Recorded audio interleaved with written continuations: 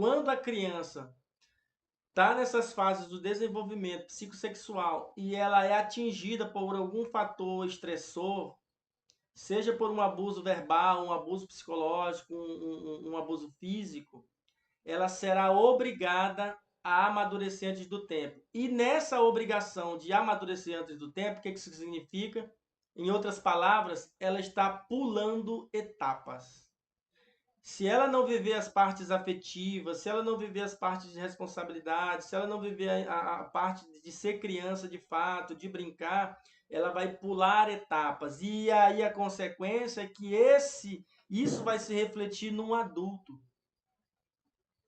Um adulto que está com uma etapa não vivenciada dentro de si, e ele vai querer vivenciar isso na vida adulta, porque isso está reprimido dentro dele, não foi trabalhado, e isso vai gerar uma insegurança, uma autoestima rebaixada.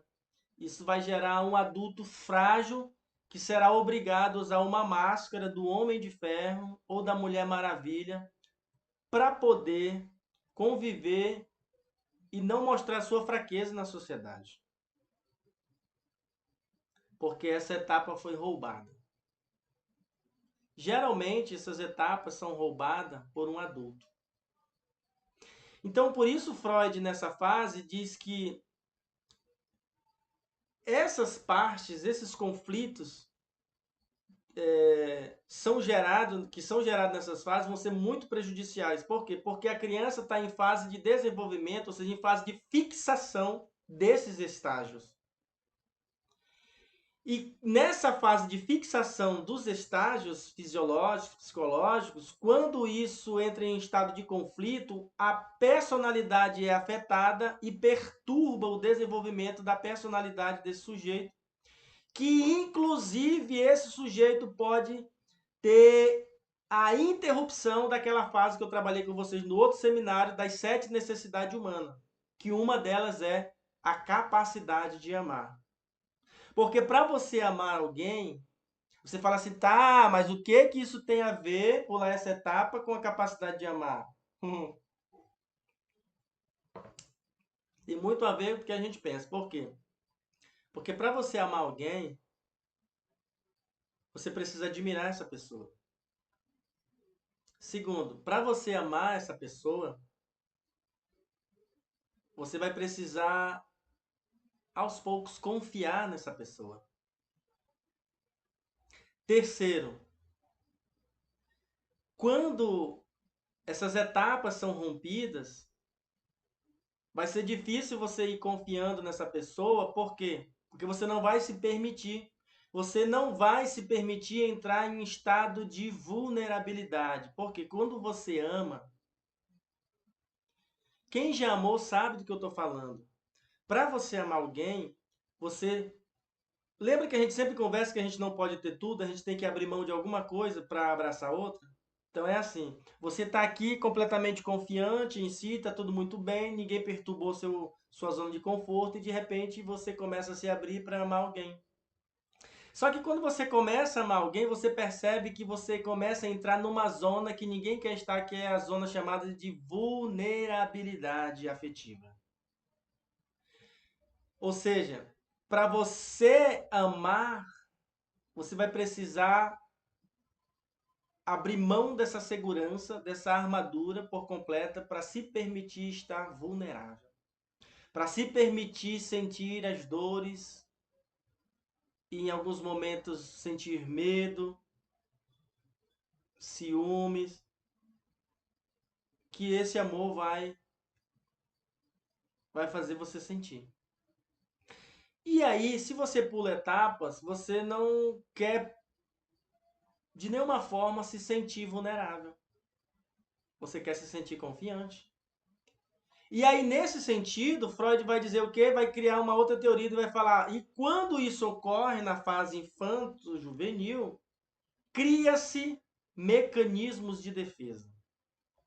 Esses mecanismos de defesa, que é a quarta fase, quarto ponto, que Freud identificou, segundo Freud, isso são formas inconscientes pelas quais o próprio ego do sujeito tenta proteger ele. Só que quando os mecanismos de defesa começam a flutuar, a serem ativados, ele coloca a mente em estado de conflito. E esse estado de conflito interno gera o que no sujeito? Ansiedade. E se o sujeito não conseguir gerenciar isso, ele vai desenvolver uma síndrome do pânico. Ou ele vai para a síndrome do pânico, ou ele desce para a depressão.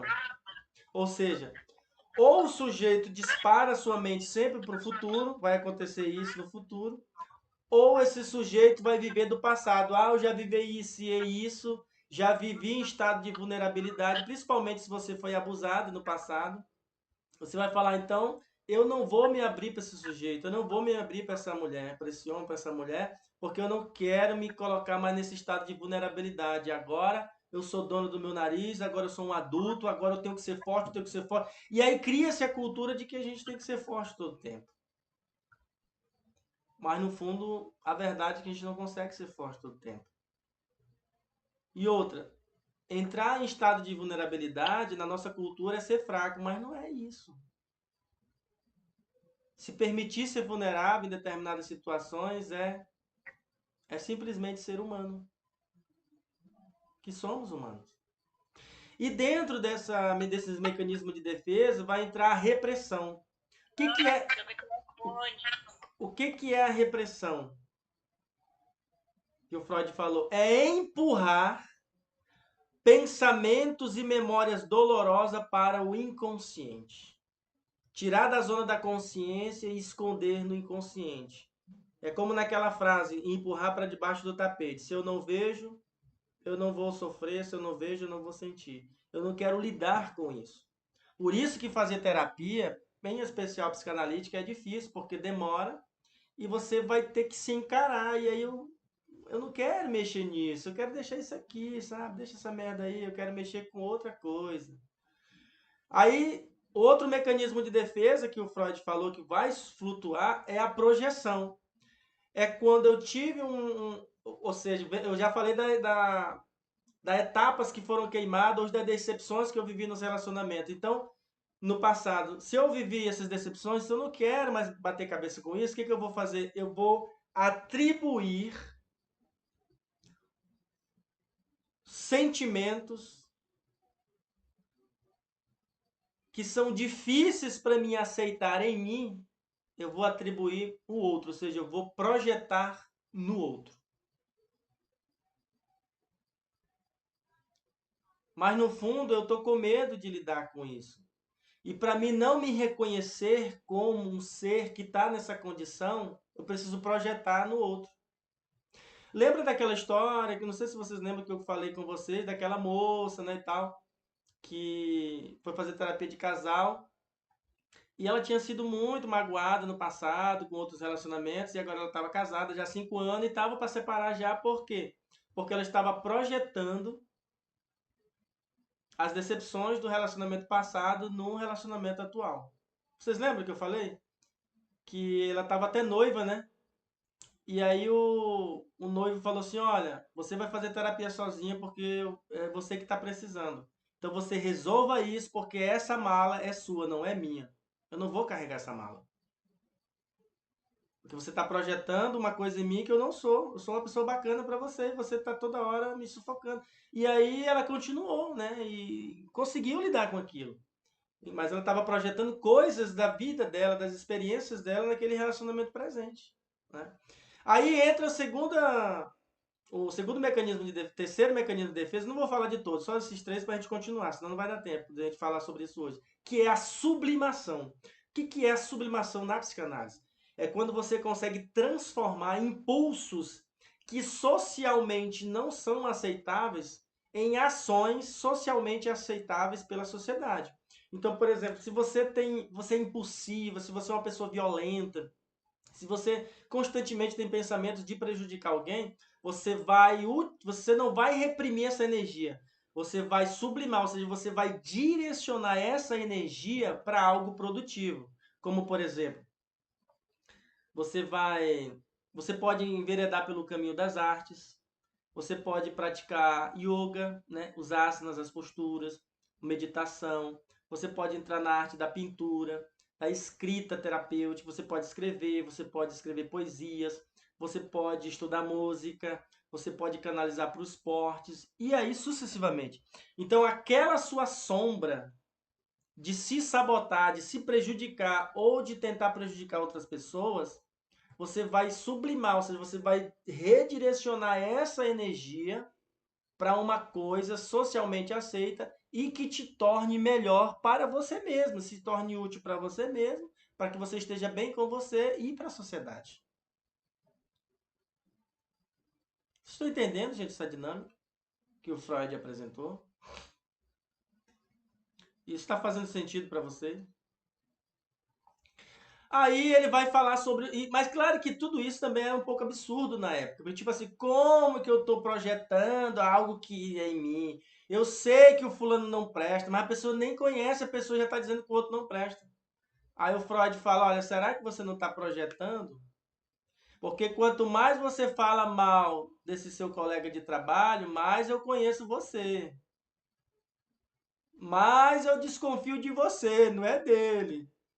Porque você, será que você não está projetando, né? Então, aí ele trabalha outra coisa que ele levou muito a sério, que foi uma decepção para a comunidade acadêmica na época, que foi a interpretação dos sonhos.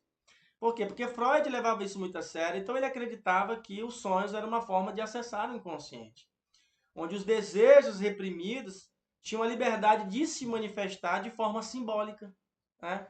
Então ele chamava o sonho de quê? Das via régia para o inconsciente.